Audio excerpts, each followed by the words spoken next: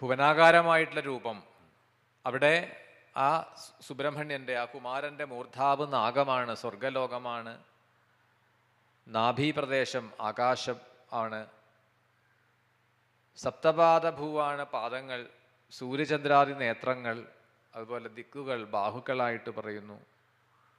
ഓഷധികളാണ് രോമകൂപങ്ങൾ, ഇന്ദ്രിയങ്ങളാണ് ഭൂതങ്ങൾ, വിഷയങ്ങൾ പഞ്ചമഹാഭൂതങ്ങളാണ്.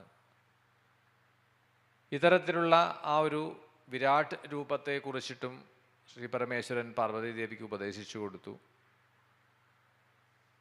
സുബ്രഹ്മണ്യ ഭക്തന്മാർ മറ്റ് ദേവന്മാരാൽ പോലും ആരാധ്യരാണ്, വന്ദ്യരാണ്. അതേപോലെ തന്നെയാണ് എനിക്കും.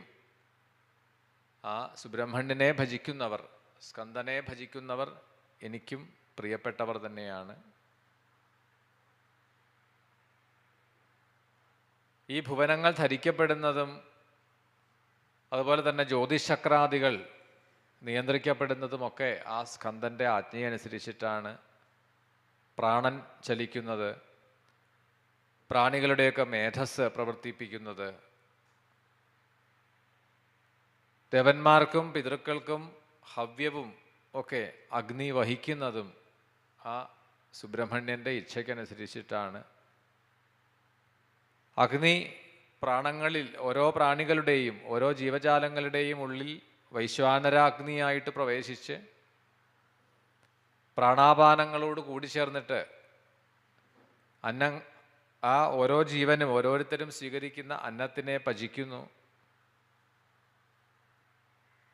അതുപോലെ തന്നെയാണ് മൃത്യു. ഈ ശരീരത്തിനെ വ്യാധികളെ കൊണ്ട് ക്ലേശിപ്പിച്ച് ഒടുവിൽ ആ ശരീരം വിട്ട് ജീവൻ പുറത്ത് കൊണ്ടുപോകുന്നത് അതും ആ സ്കന്ദൻ്റെ ആജ്ഞയ്ക്കനുസരിച്ചിട്ടാണ്.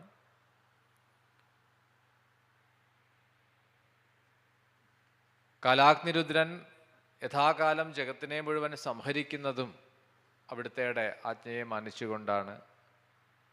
സംഹരത്യാസദോധേവ ശാസനാത് അസുരാനപി കാലാഗ്നിരുദ്രോ ഭഗവാൻ സംഹരത്യേവ ശാസനാൽ.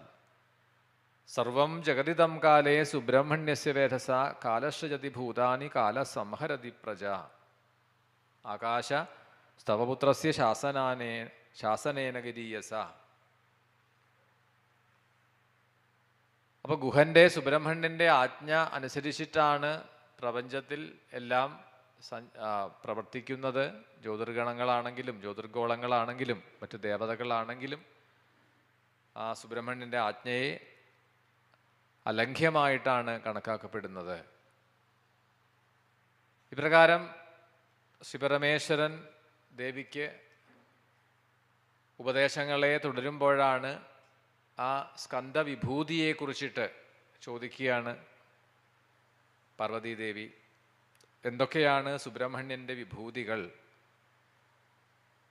ആ വിഭൂതിയെ അറിയുക എന്നുള്ളത് ഇപ്പോൾ പുരാണങ്ങളിലൊക്കെ പലയിടത്തും നമ്മൾ ഇത് കേൾക്കുന്നതാണ്. വിഭൂതി യോഗം എന്ന് ഭഗവത്ഗീതയിലും ഭാഗവതത്തിലും മറ്റിതര പുരാണങ്ങളിലൊക്കെ ഒരു ഘട്ടത്തിൽ ഈ വിഭൂതി യോഗത്തെ വർണ്ണിക്കുന്നതായിട്ട് കാണാം.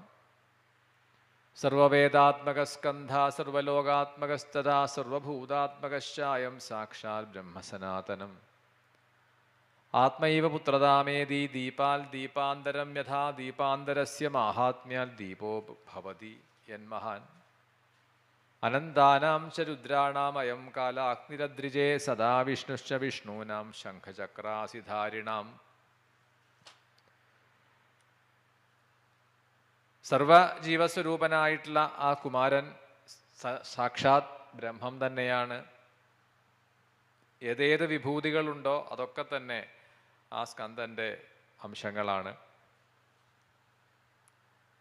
ഒരു വിളക്കിൽ നിന്ന്, ഒരു ദീപത്തിൽ നിന്ന് മറ്റൊരു ദീപം തെളിയിക്കപ്പെടുന്നത് പോലെ. എന്നാൽ ഇത് എത്ര പകർത്തിയെടുത്താലും ദീപാൽ ദീപാന്തരം യഥാ ദീപാന്തരസ്യ മാഹാത്മ്യാൽ ദീപോ ഭവതി യന്മഹാൻ.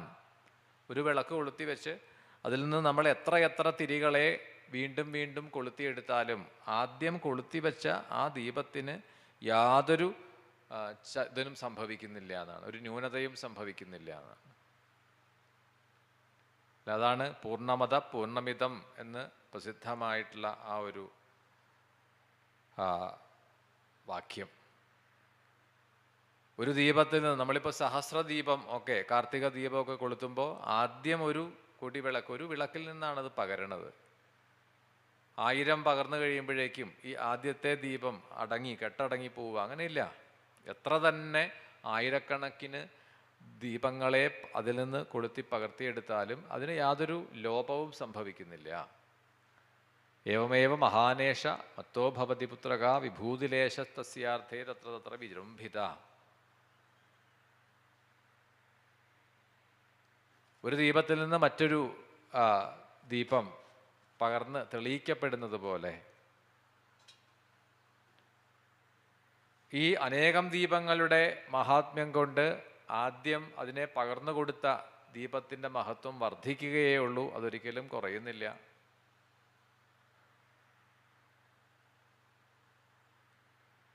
അനന്തന്മാരായിട്ട് രുദ്രന്മാരിൽ കാലാഗ്നി രുദ്രനാണ് സുബ്രഹ്മണ്യൻ.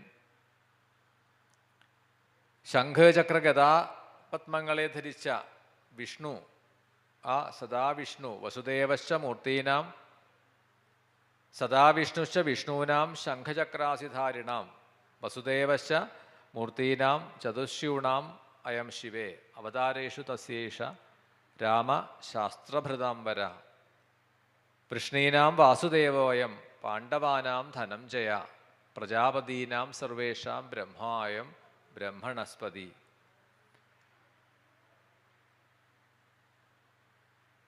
ചതുർവ്യൂഹം എന്നറിയപ്പെടുന്ന വാസുദേവൻ, സംഘർഷണൻ, പ്രദ്യുമ്നൻ, അനിരുദ്ധൻ, ഈ ചതുർവ്യൂഹമൂർത്തികളിൽ വാസുദേവൻ സുബ്രഹ്മണ്യൻ തന്നെയാണ്. മഹാവിഷ്ണുവിൻ്റെ പ്രസിദ്ധമായ അവതാരങ്ങളുണ്ട്. ആ അവതാരങ്ങളിൽ പരാക്രമശാലിയായിട്ടുള്ള പരശുരാമൻ അത് സുബ്രഹ്മണ്യൻ തന്നെയാണ്.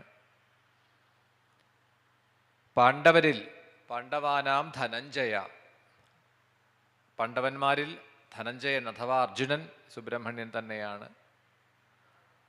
പ്രജാപതികളിൽ വെച്ച് ബ്രഹ്മാവാണ്.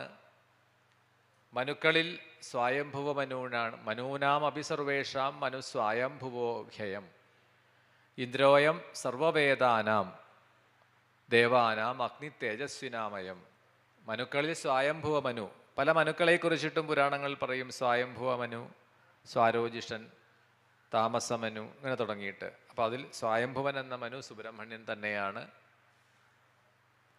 പിതൃഗണാംശം മയശായം രക്ഷസാ നിർദിപ്രിയേ യാദസാം വരുണശായം ബലിനാം വായുരേവച ഗന്ധർവാണാം ചിത്രരഥോ നിധീനാം ധനദോഹ്യയം ഈശാനോയം ദിഗീശാനാം ഭോഗദോയം പ്രകീർത്തിത. പിതൃക്കളിൽ യമനാണ്. അതുപോലെ അധികാരികളിൽ വരുണനും ബലശാലികളിൽ വായു സുബ്രഹ്മണ്യൻ തന്നെയാണ്. ഗന്ധർവന്മാരിൽ ചിത്രരഥൻ സുബ്രഹ്മണ്യനാണ്, സ്കന്ദനാണ്. നിധീശരിൽ ധനതൻ അഥവാ വൈശ്രവണൻ, കുബേരൻ ആ കാർത്തികേയൻ തന്നെയാണ്. ദിക്പാലകന്മാരിൽ ഈശാനൻ ആണ്. ഓരോ ദിക്കിനും ഓരോ വിധിക്കിനും പ്രത്യേകം പ്രത്യേകം ദേവതകളെ കൽപ്പിക്കും. കിഴക്കിന് ഇന്ദ്രൻ, കിഴക്ക് ദിക്കിന് അഗ്നി, തെക്കിന് യമൻ, ഇങ്ങനെ തുടങ്ങി ഓരോ ദിക്കിനും പാലകന്മാരായിട്ടുള്ള ദേവതകളുണ്ട്. അതിൽ വടക്ക് കിഴക്കിൻ്റെ ദേവനായിട്ട് വരുന്ന ഈശാനൻ അത് കാർത്തികേയൻ തന്നെയാണ്, സുബ്രഹ്മണ്യൻ തന്നെയാണ്. ആദിത്യാനാം വിഷ്ണു, ദ്വാദശാദിത്യന്മാരിൽ വിഷ്ണു എന്ന ആ ദേവൻ ആ സ്കന്ദൻ തന്നെയാണ്. ഭിഷഗ്വരന്മാരിൽ അശ്വിനി ദേവകളാണ്. ദേവവൈദ്യന്മാരായിട്ടറിയപ്പെടുന്ന അശ്വിനി ദേവകൾ. ആദിത്യാനാം അയം വിഷ്ണു ഭിഷജാം അയം അശ്വിനോ പ്രഹ്ലാദശൈഷ ദൈത്യാനാം സർപ്പാണാം ച വാസുകി മൃഗാണാം ച മൃഗേന്ദ്രോസോ ഗരുഡ പതതാമപി ബ്രഹ്മർഷീണാം വസിഷ്ഠോയം ദേവർഷീണാം ച നാരദ അശ്വത്ഥ സർവവൃക്ഷാണാം ദ്വിപദാമവിഭൂസുര എത്രയെത്ര ജഗത്യസ്മിൻ ദേവതിര്യങ്നരാദിഷു.